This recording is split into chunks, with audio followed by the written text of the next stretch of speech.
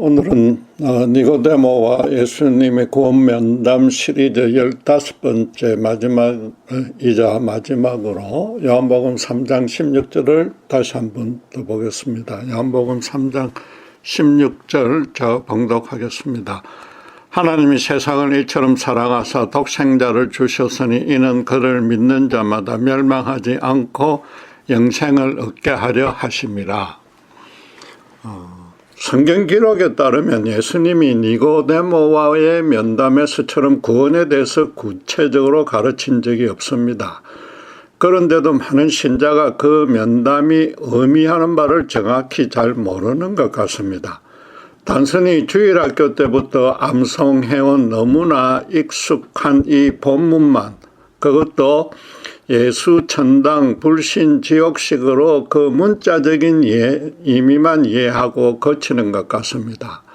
예수 천당의 경우도 진정으로 예수를 믿는 것보다도 오히려 교회 출석 천당으로 이해합니다.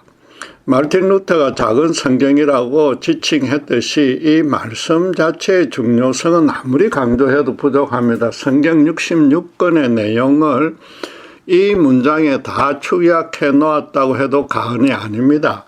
만약 주님이 이 구절 하나만 가르치고 거쳤다면 그렇게 단순히 이해해도 되지만은 이는 니고데모와의 면담 도중에 주신 말씀입니다.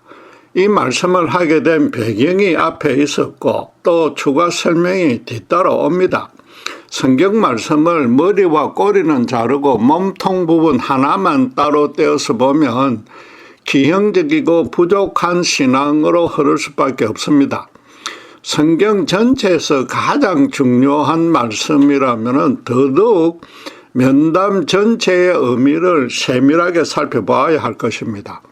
본문의 머리와 꼬리를 붙여서 전체 맥락을 간단히 재조명해 보는 것으로 구원에 관한 이 시리즈를 마치도록 하겠습니다. 그 전에 먼저 주목해야 할 사항이 하나 있습니다. 이 면담이 니고데모의 질문에 예수님이 단순히 답변해 주는 방식으로 진행되지 않았다는 것입니다. 처음 두세 마디를 서로 나눈 후부터 면담 내내 니고데모는 제대로 반론은커녕 추가 질문도 못했습니다. 니고데모가 스스로 주님을 찾아온 것은 분명하지만 다른 모든 사역과 가르침이 그러하듯이 하나님이신 주님이 이 면담을 미리 기획하고 주도하셨다고 봐야 되는 겁니다. 주님은 구원을 출발에서 결과까지 크게 4단계로 나누어서 순서대로 가르치셨습니다. 한 죄인이 구원받는 여정을 당신의 제자가 아닌 니고데모에게 마치 미리 준비하고 있었던 것처럼 체계적으로 설명해 주었습니다. 말하자면 모든 세대의 모든 사람이 반드시 알아야 할 구원에 관한 영적 진리를 이왕이면 니고데모에게 가르치시려 작정하셨다는 뜻입니다. 그렇다면 오늘날의 신자도 처음 믿음을 가졌을 때부터 현재의 상태까지 과연 주님의 이 가르침과 부합되는지 비교 점검해 봐야 할 것입니다. 정말로 자신이 구원받았는지, 또 구원받았다는 의미를 정확히 알고 있는지, 나아가서 구원받은 자로서 믿음의 열매를 제대로 맺고 있는지 등을 종합적으로 따져볼 수 있어야 합니다. 밤중에 몰래 찾아온 니고데모가 초면인 주님에게 존경의 의미를 담은 인사말을 건넴으로써 면담은 시작되었습니다. 2절에 랍비여 우리가 당신은 하나님께로부터 오신 선생인 줄 아나이다. 하나님이 함께 하시지 아니하시면 당신이 행하시는 이 표적을 아무도 할 수 없음입니다 라고 했습니다. 주님을 하나님께로부터 오신 선생이라고 칭한 것은 하나님의 절대적인 진리에 아주 능통하신 분이란 뜻입니다. 또 그 행하신 표적을 살펴봤더니 아무도 할 수 없으니 더더욱 일반적인 인간 랍비가 아니라 하나님이 보내신 메시아일 수 있다고 인정한 것입니다. 사실상 자기도 주님처럼 하나님께로 올라가고 싶다는, 더 많은 진리를 알고 싶다는, 즉 구원을 받고 싶다는 뜻을 은연중에 드러낸 것입니다. 그가 찾아온 뜻을 모를 리 없는 주님은 3절에 곧바로 진실로 너에게 이르노니 사람이 거듭나지 않으면 하나님의 나라를 볼 수 없느니라고 답변해 주었습니다. 주님은 그가 묻기도 전에 가장 궁금해하는 구원의 길에 대한 해답부터 주었습니다. 니고데모로서는 생전 처음 듣는 가르침인지라 한번 태어난 사람이 다시 날 수 없지 않느냐는 자기도 생각해도 어리석은 질문을 던질 수밖에 없었습니다. 주님은 육으로 다시 태어나는 문제가 아니라 성령이 사람의 영을 이전과 완전히 다르게 바꿔줄 것이라고 대답해 주었습니다. 성령으로 거듭나는 길 외에는 구원의 길이 없으므로 인간의 노력으로는 구원을 쟁취하는 일은 절대로 불가능하다는 뜻입니다. 지금 니고데모가 밤중에 주님을 찾아왔듯이 인간이 구원의 소망을 갖고서 그 길을 탐구하는 것까지 잘못되었다는 뜻은 당연히 아니고 그건 오히려 좋은 일입니다. 대신에 인간 쪽에서 구원의 힘을 보태거나 어떤 영향력도 끼칠 수 없다는 뜻입니다. 하나님이 지시한 대로 인간이 준행한다거나 하나님과 인간이 어떤 방식으로든 서로 협력한다고 해서 구원이 이루어지지 않는다는 겁니다. 구원은 처음부터 끝까지 오직 하나님이 주관하실 뿐입니다. 그 이유는 하나님이 구원을 주고 싶어도 인간에게 근본적이고 치명적인 문제가 있기 때문입니다. 한 명의 예외 없이 모든 인간의 영에 사탄이 경관진을 짓고서 매사에 제 멋대로 사악하게 인간을 미혹 조종하고 있습니다. 거룩하고 전지전능하신 성령님만이 사탄에 오염된 인간의 영을 완전히 새롭게 바꿔줄 수 있고 또 그러기 전까지는 인간의 자기 노력으로 구원은 불가능합니다. 구원의 길에 대한 이 중요한 가르침을 주님은 제자들이 아니라 니고데모에게 처음으로 자세히 가르친 이유가 무엇일까요? 당신의 말씀 안에 그 답이 있습니다. 방금 말씀드린 대로 그건 아주 간단합니다. 인간 스스로는 절대 구원을 쟁취 못하고 성령님만이 주관하신다는 진리를 더 분명하게 강조하려는 뜻입니다. 당대의 인간 중에 최고라고 볼 수 있는 니고데모의 의로움조차도 하나님의 기준에 전혀 미치지 못한다는 사실을 그로 하여금 또 주변의 제자들로 확실히 깨닫게 해주려는 것입니다. 인간사에서 니고데모야말로 모든 측면에서 천국에 가장 가까이 있는 사람이라고 평가받을 것입니다. 율법 준행에 아주 성실했고 바리새인의 간섭대로 부정한 물건과 사람과 사건들에는 아예 가까이 가지도 않았을 것입니다. 도덕적 종교적 의로움에서는 갈릴리 출신의 어부들이 주축인 예수님의 제자들에 비해서 월등히 나았을 것입니다. 주님은 지금 니고데모에게 네가 아무리 의로워도 성령의 거듭나게 하심을 받지 못하면 하나님의 나라를 절대 볼 수 없다고 선언한 것입니다.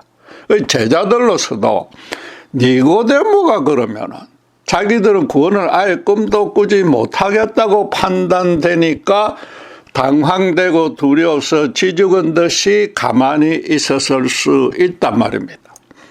니고데모가 주님을 밤중에 몰래 찾아온 이유도 바로 그것 때문이었을 것입니다. 자기는 하나님의 선민으로 그분의 구원안에 이미 들어봤다고 간주하고 있었고 율법을 지키는 정도가 아니라 백성에게 가르치고 있습니다. 그러나 만약 그가 마지막 날에 부활에 참여할 수 있다는 확신이 있었다면은 굳이 나사렛의 이름 없는 랍비 예수님을 찾아올 리는 없습니다. 모두가 자기를 천국 입장권 1번을 이미 받은 자라고 여기는데 정작 본인은 구원의 확신조차 없어서 걱정하고 있다는 사실이 알려지면 얼마나 창피하겠습니까? 자기 혼자 수치 당하는 것은 감당할 수 있으나 유대교와 바리새파의 근위가 무너져서 앞으로 율법을 대놓고 가르치지도 못하게 될 것입니다. 주님이 그에게 알려준 구원의 첫 단계는 하나님이 택한 죄인에게 반드시 성령의 권능이 선도적, 능동적, 주도적으로 역사해 주어야 한다는 것입니다. 그걸 신자 쪽에서 말하면은 하나님의 그런 긍휼한 역사가 없으면 자기는 절망 중에 죽을 수밖에 없었다는 체험적인 인식이 있어야 하는 겁니다.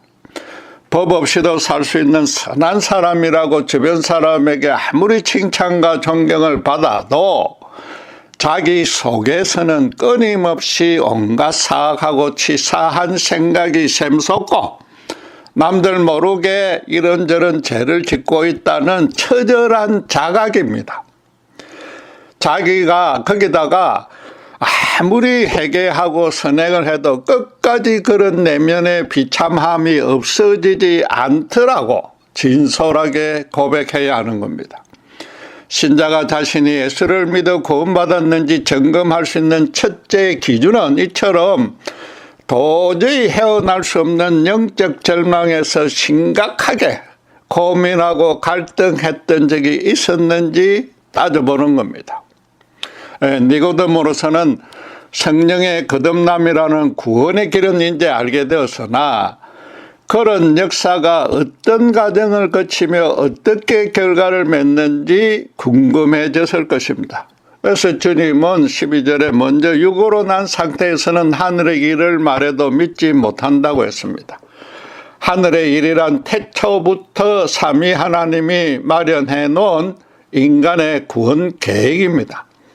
가뜩이나 사탄에 미혹되어 죄의 노예가 된 인간이 하나님의 그 계획을 절대 알 수 없습니다. 거기다 하나님으로서는 지은 죄에 대한 형벌은 가하지 아니하고 무조건 모든 인간을 구원해 줄 수는 없습니다.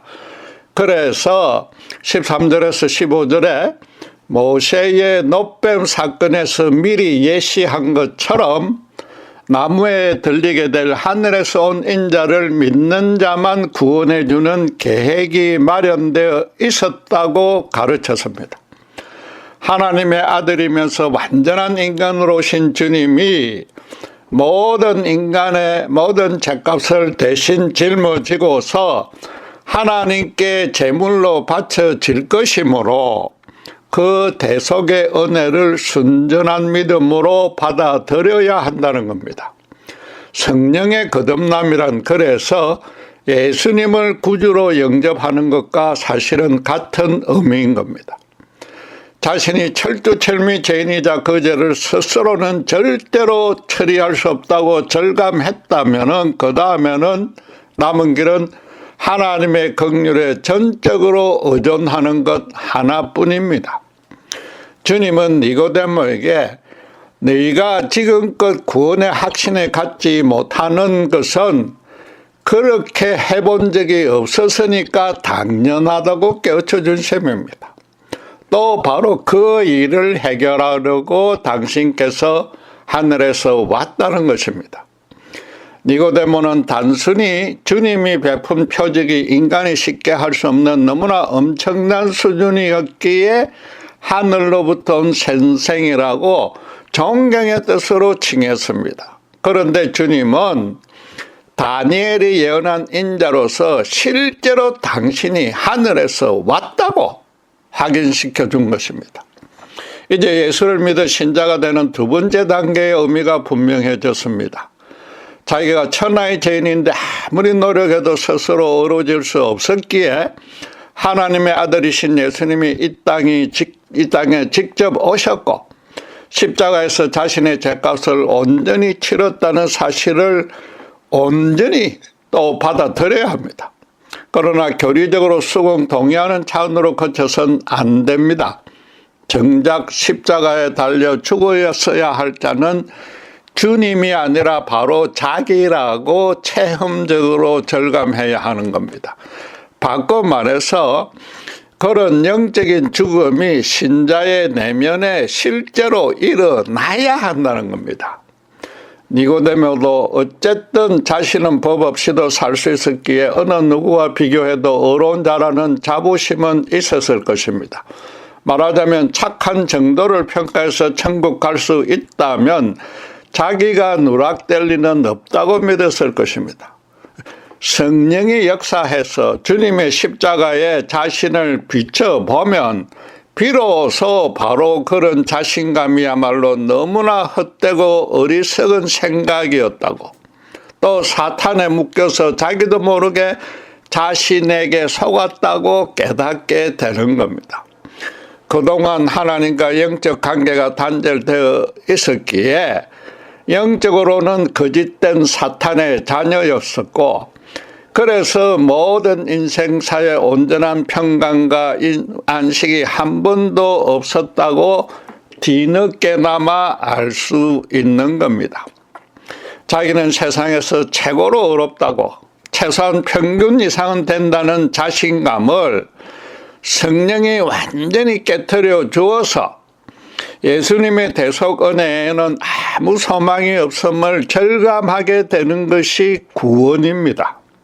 하나님이 아무 공로 자격 없고 오히려 재중해서 당신의 원수가 되었음에도 예수님의 십자가 대속의 의를 덧입혀서 있는 모습 그대로 당신의 자녀로 받아주셨음을 확신하게 되는 겁니다. 성령이 임하면 실제로 자기 영혼이 새로운 생명으로 살아났기에 이전과 다른 진정한 하늘의 평강과 안식이 생깁니다.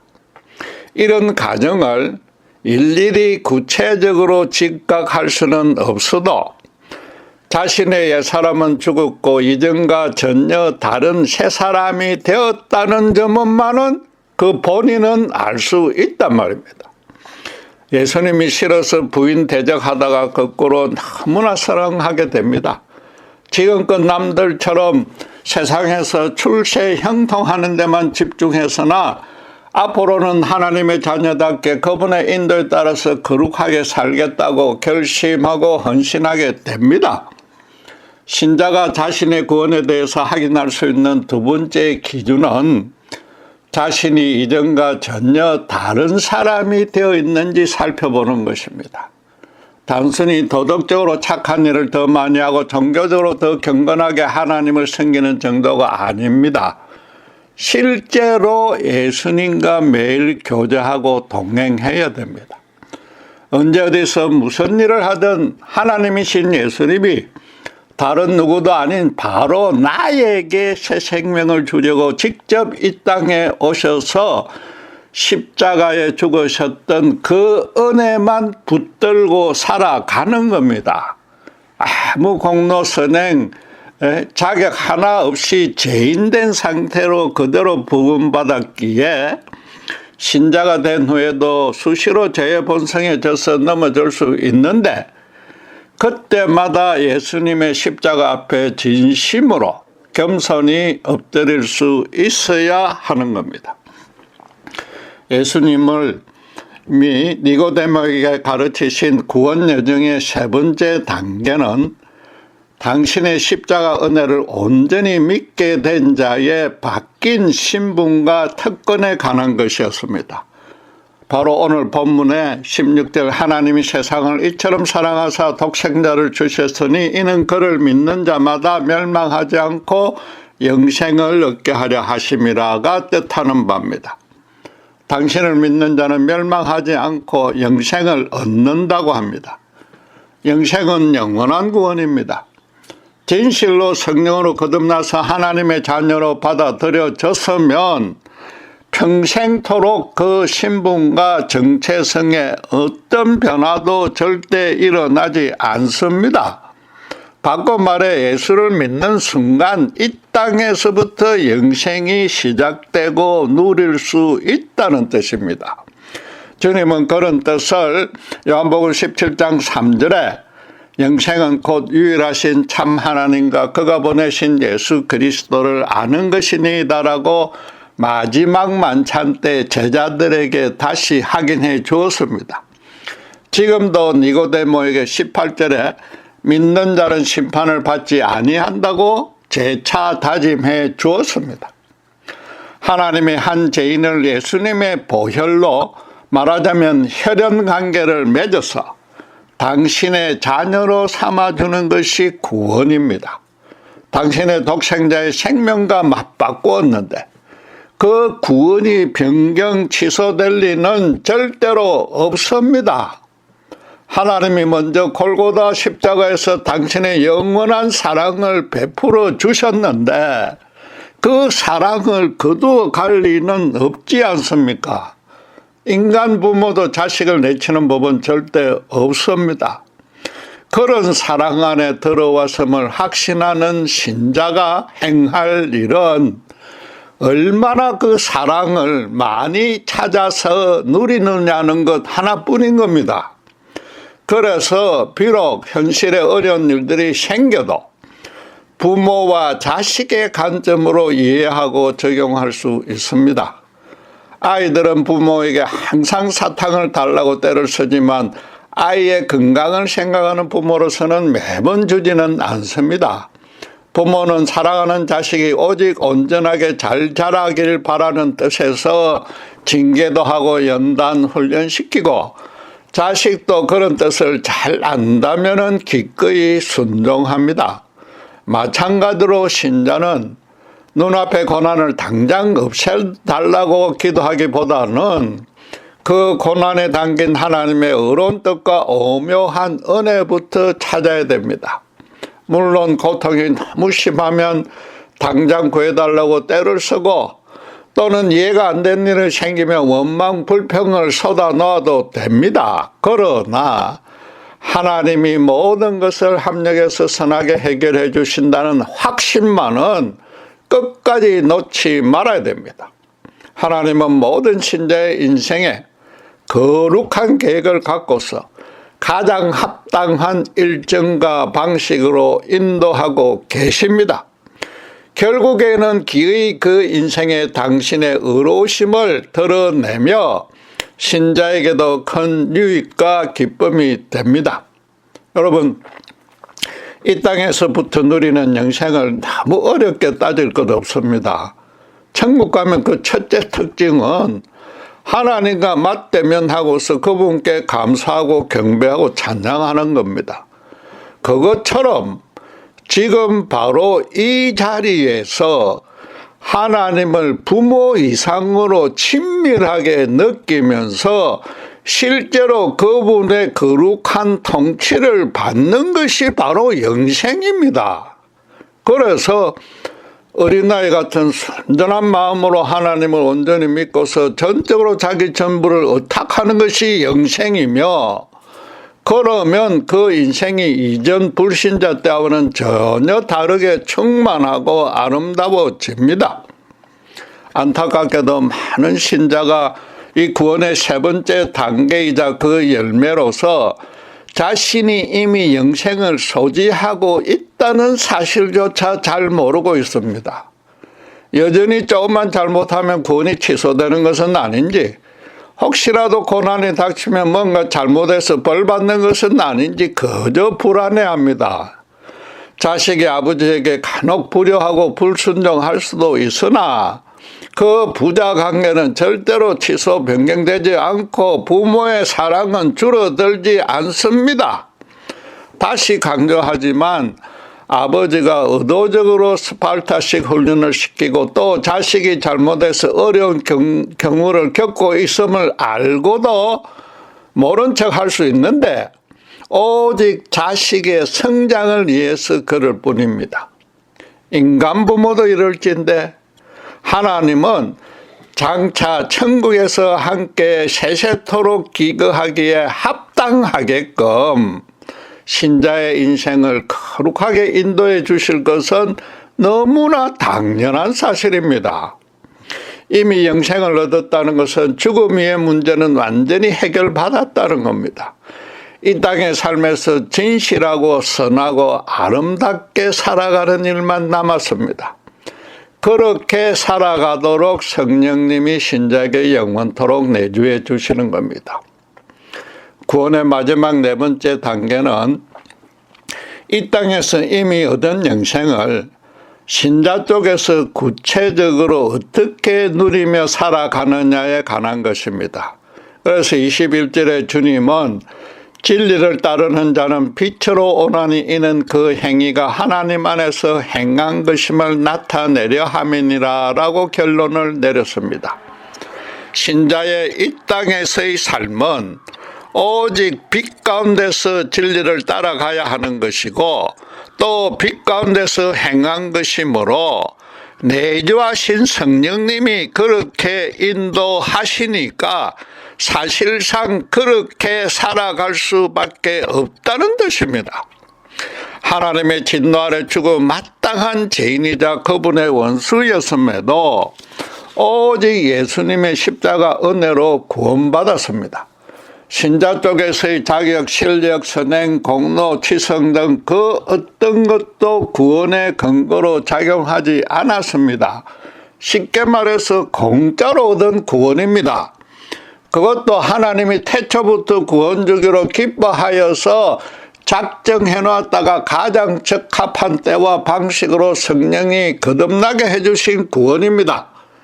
그렇다면은 그런 은혜를 주신 데는 그분만의 목적이 분명히 있어야 하고 또 있습니다. 바로 신자로 빛 가운데서 진리를 따르게 해서 아직도 어둠 속에 있는 자들에게 무엇이 진리며 또 어디에 그 빛이 있는지 보여주라는 겁니다. 신자만 택정하여 구원해주고 모든 고난에서 보호하다가 천국으로 입장시켜버리면 그걸로 끝이라면 그야말로 특혜요, 편혜요, 차별입니다. 하나님은 신자로 세상 앞에 소금과 빛의 역할을 하라고 구원해 주셨기에 절대 그렇지 않단 말입니다. 신자가 된 후의 삶이 현실적 풍요가 넘치거나 최소한 무사무탈한 것이 절대로 아닙니다. 만약 그렇게 해줄 양이었으면 주님이 성가시게 이 땅까지 오셔서 십자가의 대속제물로 바쳐질 이유나 필요가 전혀 없었습니다. 신자는 빛 가운데서 하나님의 진리를 따라 살아가고 성령이 그렇게 인도하기에 사탄의 거짓을 따르는 흑암의 세상으로부터 반드시 반대나 방해나 유혹이나 핍박이 필연적으로 따라옵니다. 그래서 예수님은 마지막 날 밤 제자들과 이별하기 직전에 분명히 이렇게 경고했습니다.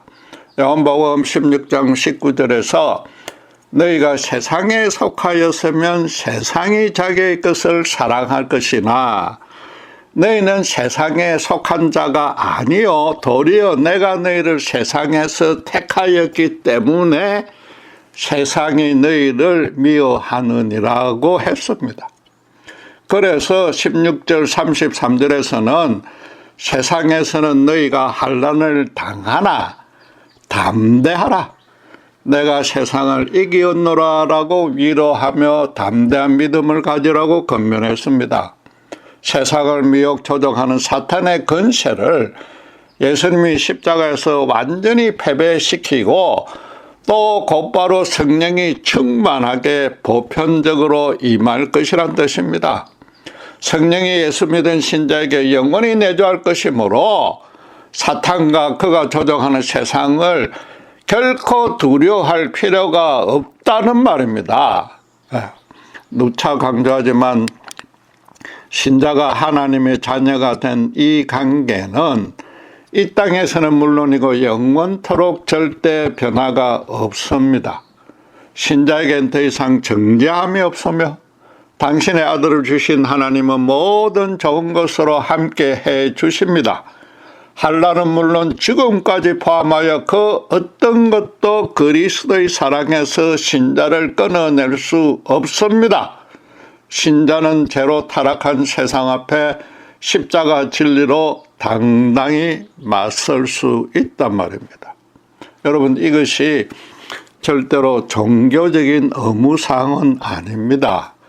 신자가 매일 말씀과 기도로 예수님과 교제 동행하면 그 삶이 너무 은혜롭고 충만해지므로 신자 스스로 그 귀한 은혜를 주변에 기꺼이 나눠주고 싶어집니다. 또 그렇게 살아가는 모습을 주변 사람이 보게 되면 그쪽에서부터도 예수님의 십자가와 하나님에 대한 관심을 갖게 됩니다. 바로 그렇게 하라고 하나님이 아무 공로 없는데도 당신의 절대적 주권으로 구원으로 택해 주신 겁니다. 따라서 자기가 구원받은 신자인지 점검하는 네 번째이자 마지막 기준은 빛 가운데 진리대로 따르기에 어두움의 세상과 어떤 형태로든 마찰과 충돌이 있느냐는 겁니다. 엄밀히 말해서 이 네 단계 중에 하나라도 빠지면 예수 믿는 신자로서 온전해진 상태는 아닙니다. 네 단계를 깨달아서 아는 정도로 거쳐선 안 되며 실제로 하나님의 참 생명 안에서 마지막 단계까지의 삶을 살고 있어야 합니다. 예수를 믿는 것이 천국 입장권을 구매하는 일이 절대 아니며 그 입장권을 이미 손에 쥐고 있으니까 천국 안에서 살아가는 겁니다. 기독교라는 종교적 의무와 책임을 다하는 것이 아니라 매일 말씀과 기도를 통해 예수님의 손을 잡고서 그분이 가시는 길을 따라가야 하고 그 일이 삶에서 다른 어떤 것보다 최고로 귀하고 소중하고 또 기뻐지는 겁니다. 혹시 지금 그렇지 않다고 해서 너무 실망할 필요는 없습니다. 교회에 매주 출석하고 설교를 들으며 목사님의 가르침대로 신앙생활을 하는 것이 절대로 쉬운 일이 아닙니다.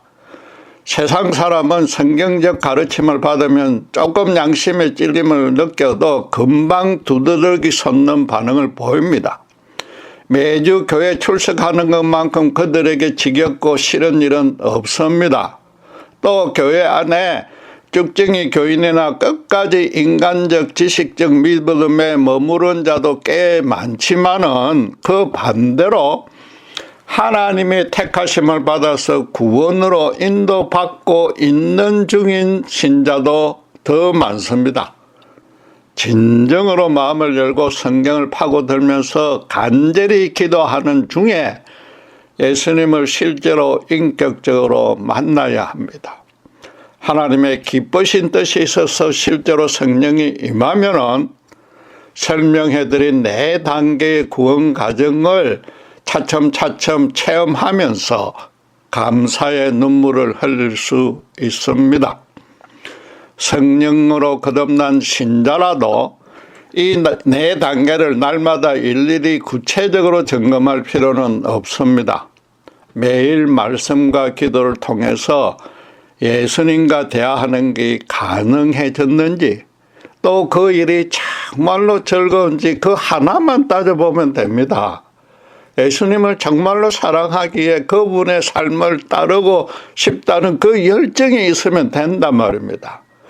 성실히 진리를 따라서 십자가 복음의 열매가 많이 맺혀야 하겠지만은 당장 실천하지 못해도 최소한 그러고 싶다는 소망만 있어도 된단 말입니다. 그런 소망이 정말로 진실하다면은 내주하신 성령이 강건해서라도 예수님과 더 깊고 친밀한 교제로 이끌어 주시기에 한 걸음씩 한 걸음씩 순종으로 나아갈 수 있는 겁니다. 신자란 한마디로 인생의 목적이 세상에서 형통과 출세였다가 하나님의 영광을 위해서 사는 것으로 완전히 바뀐 자입니다. 예수 믿는다는 것은 사실상 예수님이 지상사역에서 하시던 일을 이어받아서 대신하고 있는 겁니다. 이게 얼마나 엄청난 신분이며 얼마나 대단한 일을 하는 것입니까? 만약 그 실천을 계속 마냥 주저하고 있다면은 구원을 처음부터 말씀드린 대로 다시 4단계로 점검해 봐야 할 것입니다. 기도하겠습니다. 하나님의 원수로 재중에 있던 저희가 아무 공로 없으나 십자가 은혜로 구원해 주셨고 또 예수님의 일을 대신할 수 있는 고귀한 신분으로 세워주셨으며 너무나 감사드립니다. 이것이 종교적 의무가 아니요 단순히 남들 앞에 착하게 살아가는 것도 예수를 믿는 믿음이 아님을 압니다. 내 자신 성령님께서 매일 말씀과 기도를 통해 십자가에 엎드릴 수 있도록 저희를 붙들어 주시고 내 속에 남아있는 죄의 본성을 계속해서 매일매일 깨뜨려 주시고 그래서 예수님을 실제로 따라가면서 기쁨이 충만하도록 천국 가는 밝은 길을 매일매일 걸어갈 수 있도록 저희들을 축복해 주시옵소서. 감사합니다. 우리 주 예수 그리스도 이름으로 기도드렸습니다.